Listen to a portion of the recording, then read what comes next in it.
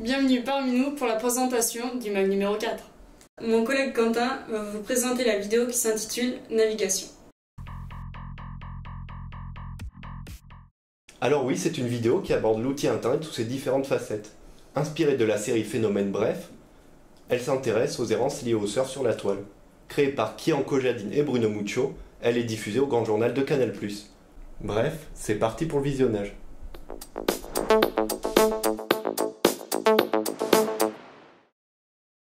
Bon, n'oubliez pas de faire les recherches sur Aaron Swartz, et donc pour le partiel de demain. Et on va déterminer en quoi ces actions ont pu influer la culture Internet aujourd'hui. Voilà, vous pouvez y aller. Merci. Aujourd'hui, notre prof de programmation nous a demandé de faire des recherches sur un certain Aaron Swartz.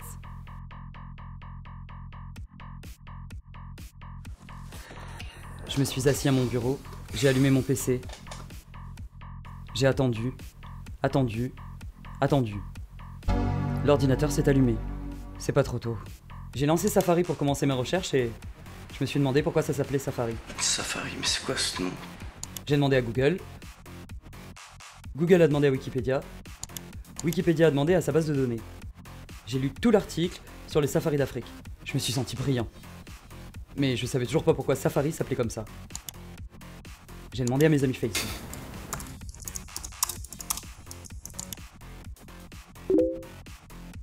On m'a pas répondu. J'ai scrollé. C'était chiant. Rien d'intéressant. J'ai eu une crampe au doigt. J'ai arrêté de scroller. J'ai regardé mon écran. J'ai cliqué sur le lien vers un article de spion. C'était pas chiant en fait. La page s'est ouverte. 2 publicités d'affilée. En attendant, j'ai regardé la partie à découvrir du site. Un titre m'a intrigué. Le robot interdit aux USA qui va changer votre vie. Ma vidéo a fini par se lancer. C'était marrant, mais totalement dépourvu d'intérêt. J'ai ouvert le lien du zap de spion. Il s'agissait en fait d'un de ces sites qui proposait de gagner des millions sans bouger de chez soi.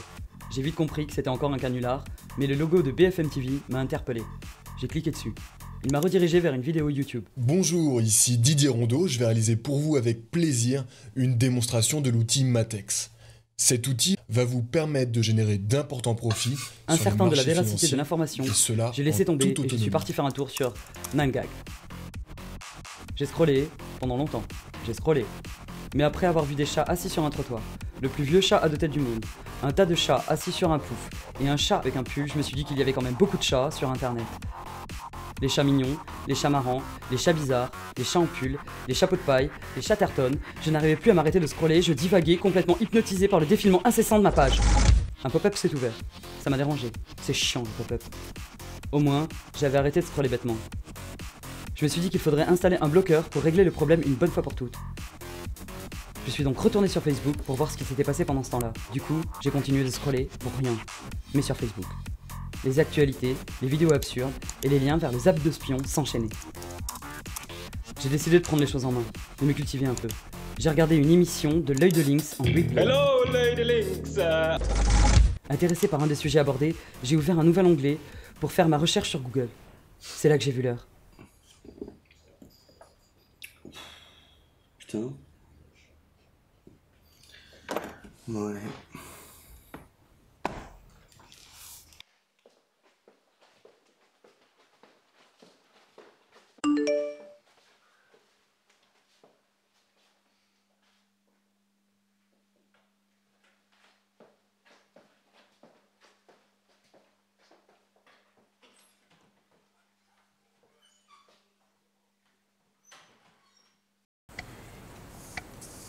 Bon.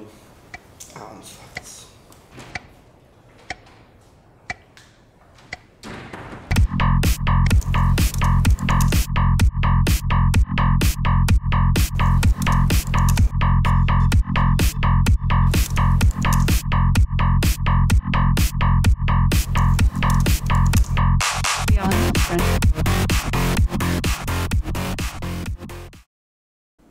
Alors, qu'en pensez-vous, Floriane? Je trouve que c'est un sujet intéressant, un format qui accroche et de bonnes idées. Les quelques épisodes que j'ai pu regarder, je les ai trouvés à la fois sur Facebook et à la fois sur YouTube. C'est une rythmique plus qu'intéressante, et l'enchaînement des plans nous met à l'écart dans un premier temps, tout en respectant le fil conducteur qui débouche souvent à de surprenantes chutes. Les internautes se sont finalement emparés du phénomène, et on peut dire que ça a créé le buzz. Votre analyse est très pertinente, Floriane. Les sujets évoqués s'inspirent du quotidien des jeunes trentenaires à travers de banals événements. Le scénario doit être pensé pour coller au format court, et la difficulté est d'arriver à transcender ce qui nous semble anodin. On peut donc dire que le défi est relevé avec brio. Je ne pourrais pas dire mieux, Quentin. Maintenant, nous allons jouer notre dernier atout en vous dévoilant carte sur table une vidéo qui sera à la fois enrichissante et intéressante. Elle s'inspire du fameux point culture. Je vous laisse découvrir.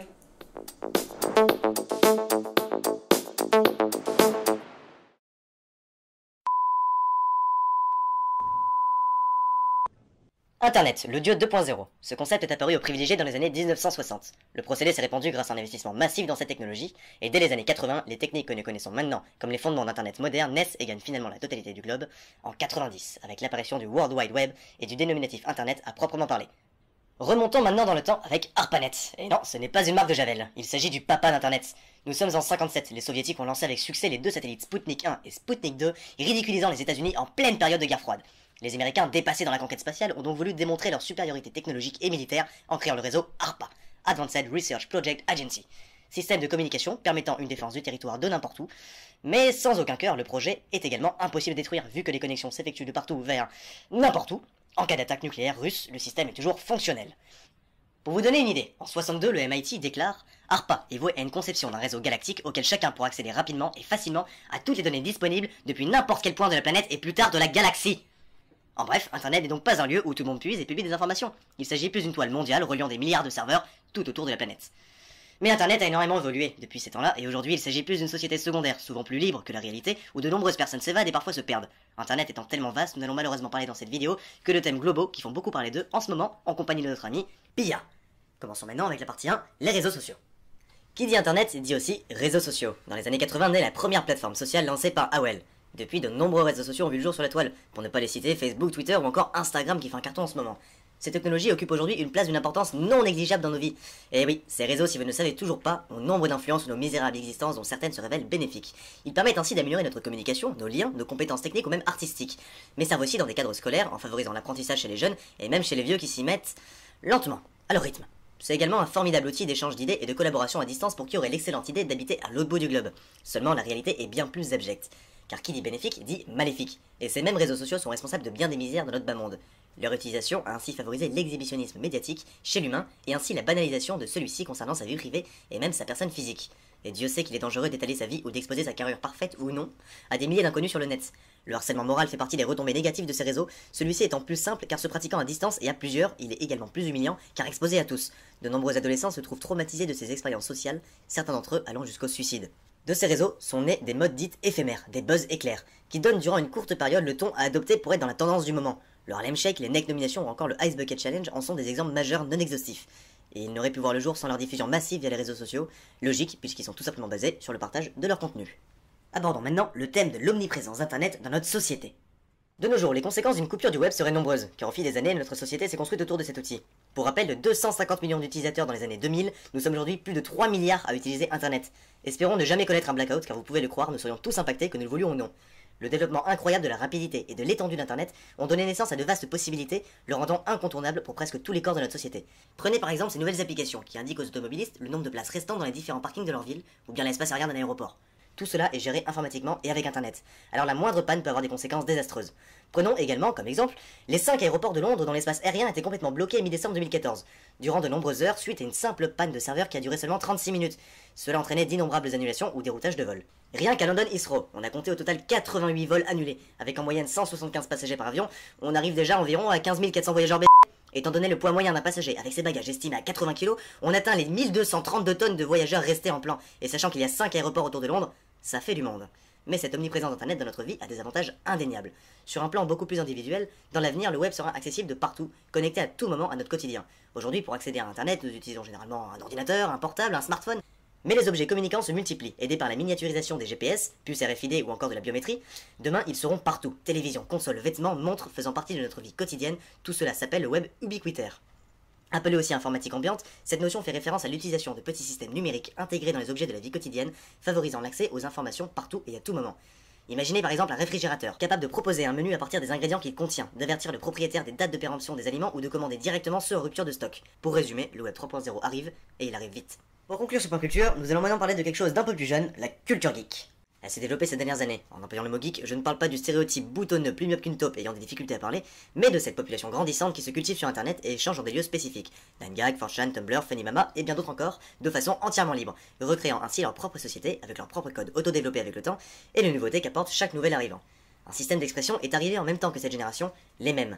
Leur apparence paraît enfantine et sans aucun sens. Mais en analysant de plus près, on s'aperçoit que la majeure partie de ces mèmes servent à décrire une situation que l'on a tous rencontrée un jour, en un seul mot ou en une seule image. Bon, bien entendu, certains sont complètement stupides, je vous l'accorde. Il faut bien de tout partout. Mais avec internet, l'inutile devient passionnant, et bon Dieu qu'on s'y perd. Néanmoins, cette société alpha traite en interne de réels problèmes sociétaires, et des centaines de vifs débats éclatent chaque jour où les paroles sont libres, sans modération. Certains aspects de notre monde sont critiqués, les thèmes de la pollution politique, racisme, injustice ressortent souvent, mais d'autres aspects plus hilarants les uns que les autres et malheureusement vrais apparaissent également. Pour illustrer ce dernier propos, voici le top 3 des choses les plus farfelues que l'on peut trouver sur internet. Numéro 3. Raptor Jésus. Une étude approfondie de la Bible a prouvé qu'il n'est mentionné nulle part que Jésus n'était pas un vélociraptor. Le but n'est pas de se moquer de la religion. Enfin si un peu, mais l'objectif principal est de démontrer que même si les religions ont des aspects néfastes et quelquefois irrationnels, la morale transmise reste sensée, quand bien même Jésus ou n'importe quel autre prophète n'est pas ce qu'il prétend être. Ici, en l'occurrence, c'est un raptor. Numéro 2, les reptiliens. Alors 5% des Américains seraient persuadés que des extraterrestres reptiles venus de la constellation Draco auraient infiltré des hautes instances de la société pour nous contrôler et nous soumettre. On y trouverait, selon certains spécialistes, la reine d'Angleterre, Beyoncé et bien d'autres encore. Numéro 1, les Illuminati, un complot conspirationniste pour contrôler le monde. Leur symbole étant simplifié un triangle, les internautes s'amusent à repérer ce symbole caché dans diverses photographies où des personnalités sont présentes. Il est donc assez facile de dire que tout est Illuminati dès qu'il y a triangle, il y a complot. Alors Quentin, quel est votre avis? Oula, il y en a de l'information dans cette vidéo. Ils ont bien travaillé leur sujet, c'est une sacrée réalisation. Au début, ces points culture ne me paraissaient pas évidents à adapter, mais finalement je pense qu'ils ont eux aussi relevé leurs défis. En effet, il est certain qu'on ressort enrichi d'un tel visionnage. Mais vous avez raison, le thème culture et internet est à son apothéose. Et c'était la bonne idée d'aller dans cette direction, bien qu'il n'y ait rien à envier à l'original. Je trouve que les deux vidéos vont bien ensemble, car chacune adopte un rythme effréné. Je vous remercie pour votre attention, et j'espère que vous avez passé un bon moment. Je vous laisse entre les mains de Bastien pour le prochain mag.